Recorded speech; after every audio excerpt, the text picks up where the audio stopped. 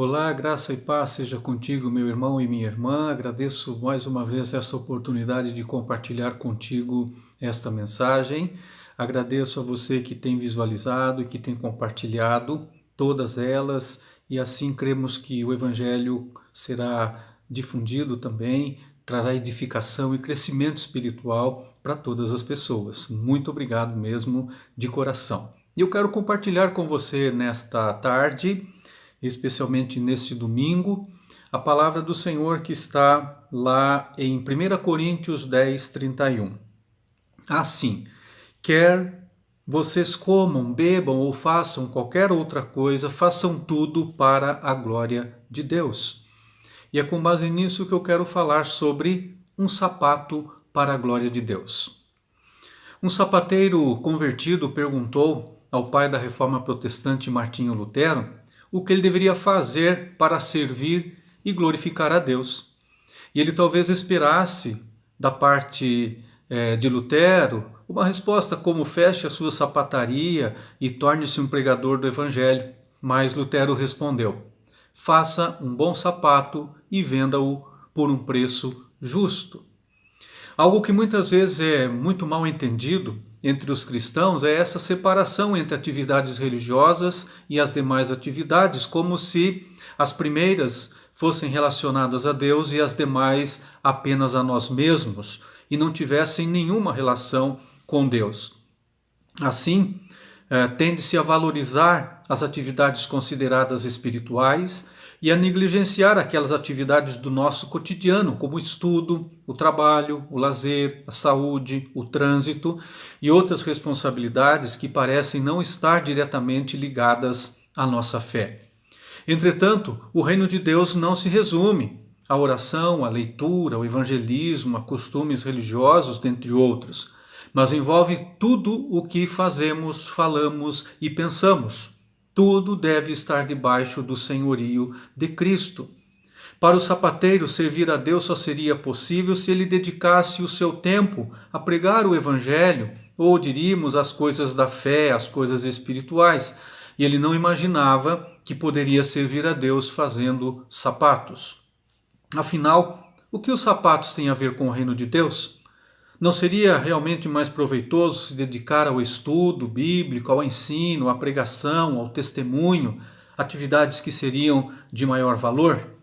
A visão deste sapateiro parte de uma compreensão limitada da soberania de Deus, que estaria alheia a qualquer atividade ou produção humana em que o seu nome não estivesse diretamente envolvido. Por isso, a resposta de Lutero mostra a ele uma visão bem diferente. Mostra que podemos servir a Deus em nosso dia a dia, mesmo nas coisas mais simples, e que podemos glorificar a Deus em cada ação nossa. Por isso, Deus deve ser o ponto de partida e o objetivo de tudo o que fazemos.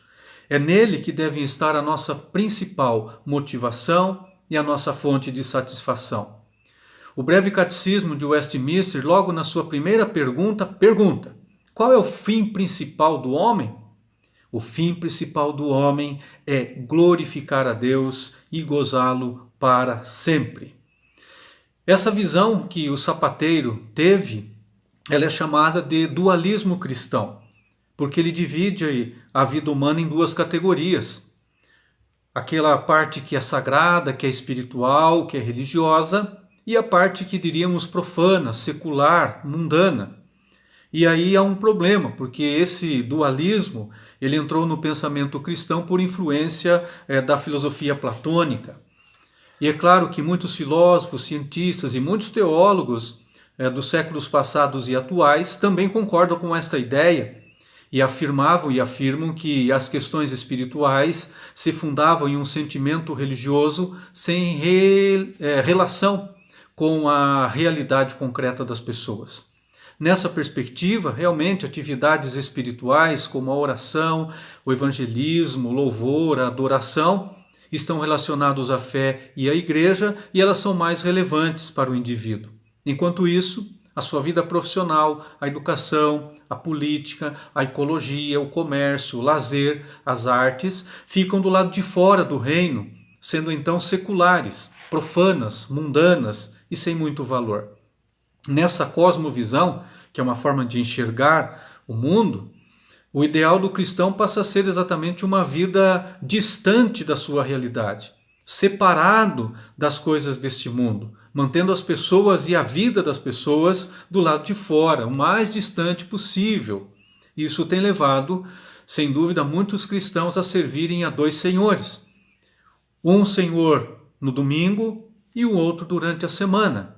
E alguns até dizem, igreja é igreja, negócios à parte. E aí vai um alerta a você que talvez pense dessa forma.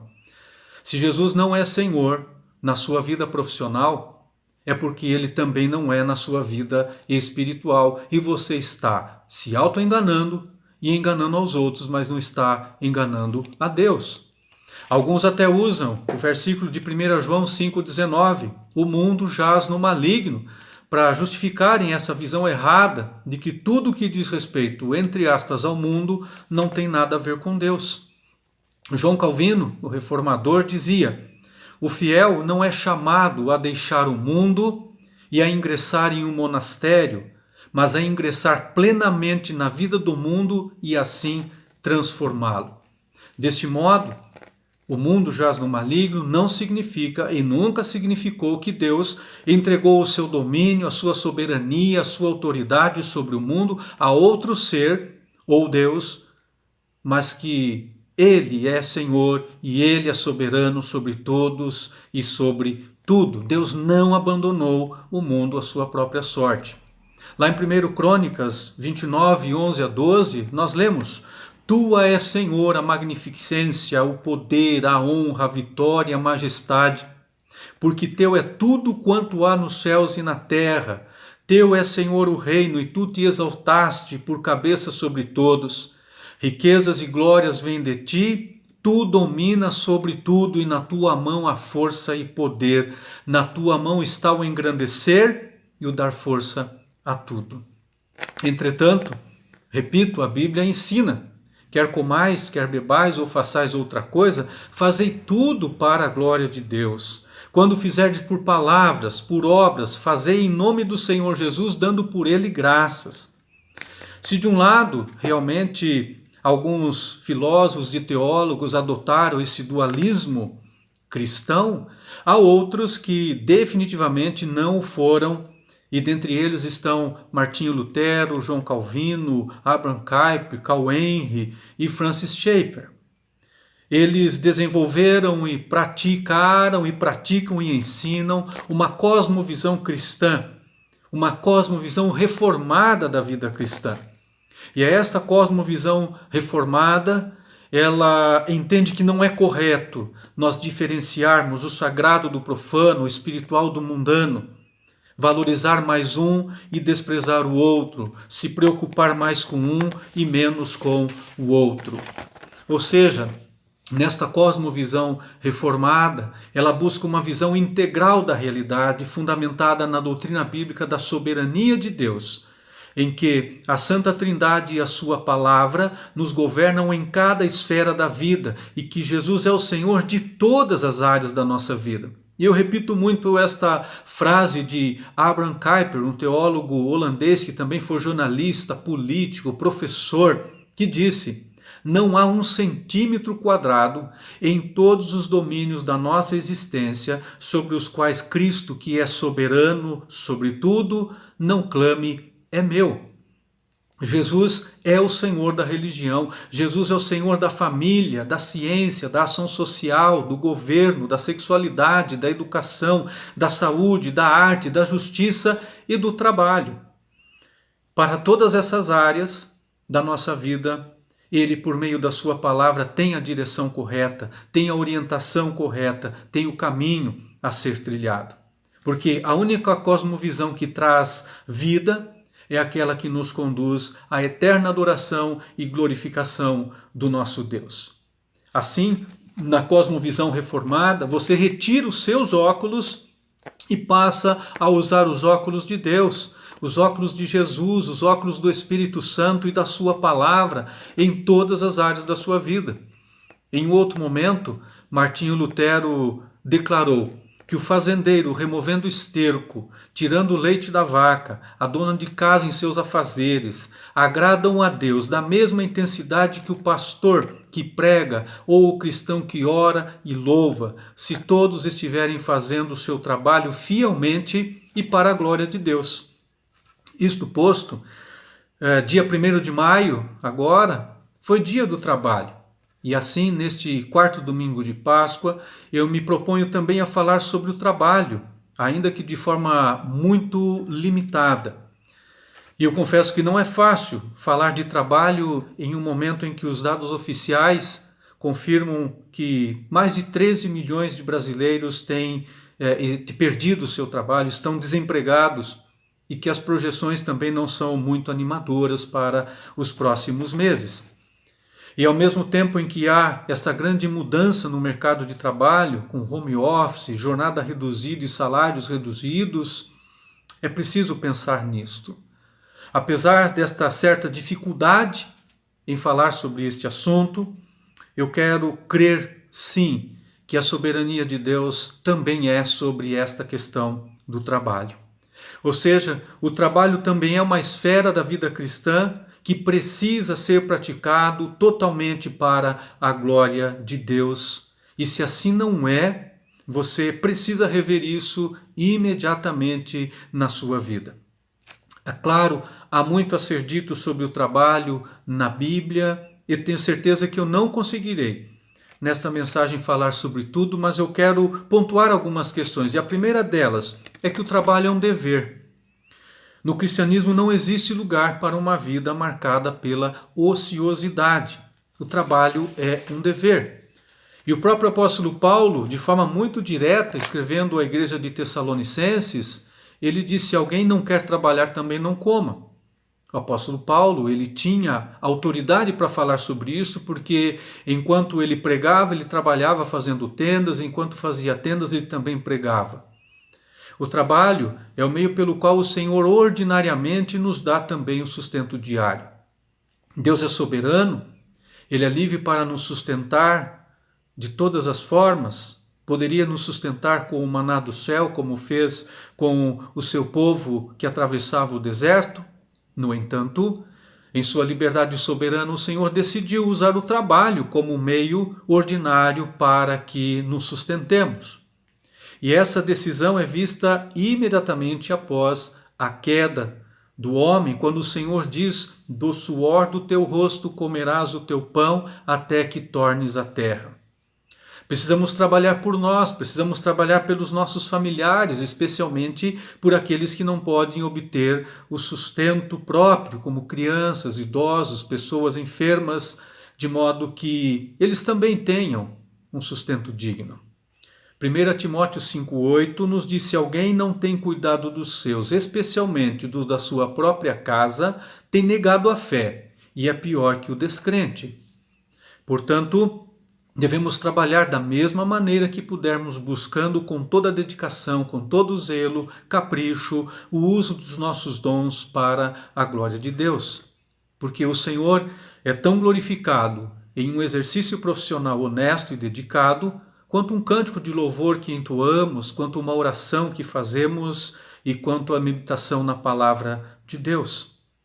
Deste modo, não podemos nos esquecer também que a Escritura condena veementemente a postura daqueles que procuram evitar o trabalho, daqueles que de modo intencional e costumeiramente não querem trabalhar.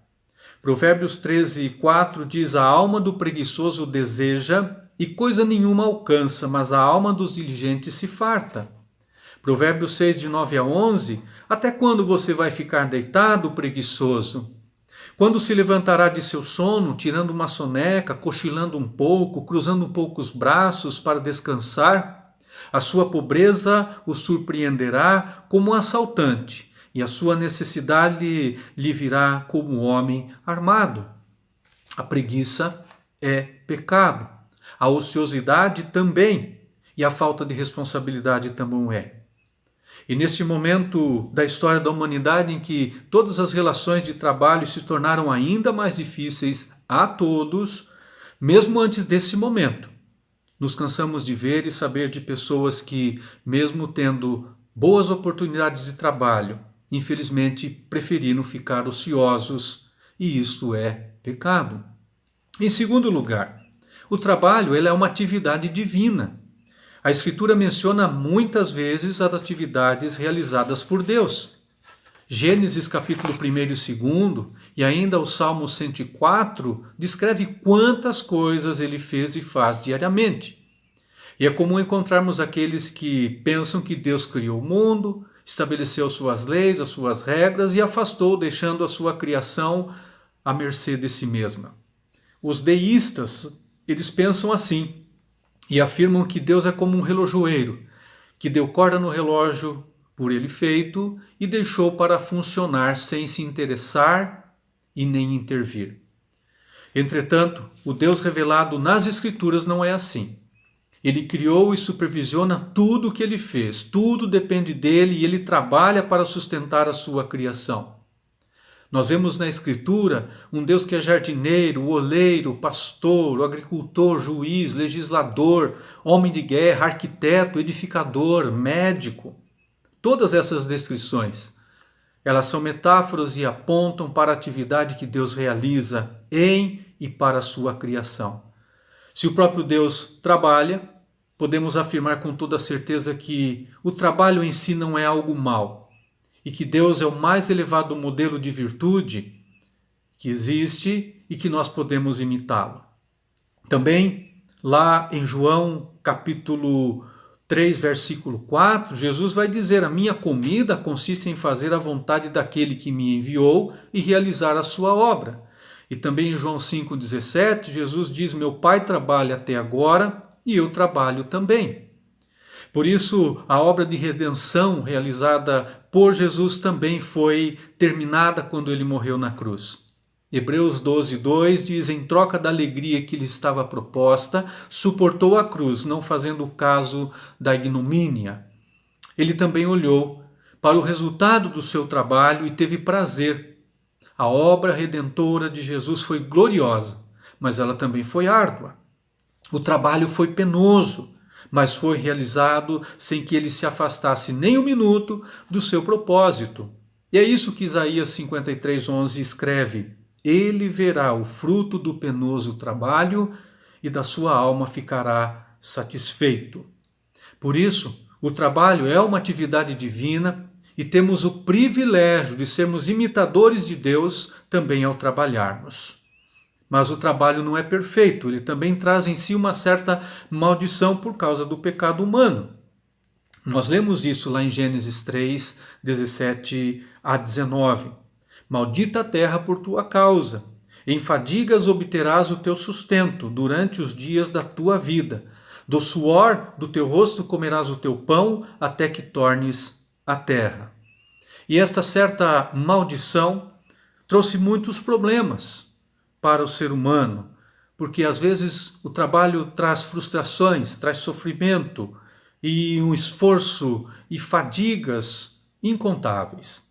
O fato é que após a queda, o trabalho ele também naturalmente perdeu bastante do seu aspecto original de ser bênção. E é esta visão que muitas vezes as pessoas têm. E não é de hoje que esta visão negativa do trabalho existe. Os gregos e romanos, eles entendiam que o trabalho era algo muito ruim. Era um mal irremediável que deveria ser evitado a todo custo.